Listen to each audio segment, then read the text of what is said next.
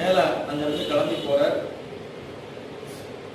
பொதுவா எந்த விசேஷம்னாலும் அங்க ரங்கநாதனுக்கு பூஜை பண்ணிட்டு தான் மேற்கொண்டு எதுவுமே பண்ணுவா. நேர அன்னைக்கு உபவாசம் இருக்கணும் அவர். அதனால நேர ரங்கநாதர் கோவிலுக்கு போயிட்டார். அங்க போய் விசேஷ பூஜை எல்லாம் பண்றார். சீதாதேவியும் கூட இருக்கா.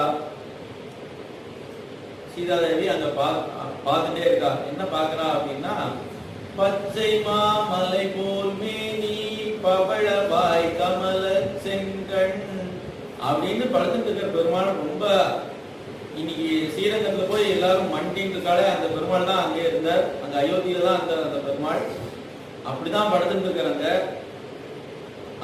அவரை பார்த்தாச்சுன்னா சாயங்காலம் வரைக்கும் கூட பார்த்துட்டே இருக்கலாங்கிறப்பல இருப்பார். ஆனா அவரை பார்க்கலையா சீதாதேவி. தன்னோட பெருமாளை பார்த்துட்டு இருக்காளோ, தன்னோட பெருமாளை எப்படி பூஜை பண்றாருங்கிற அழகை பார்த்து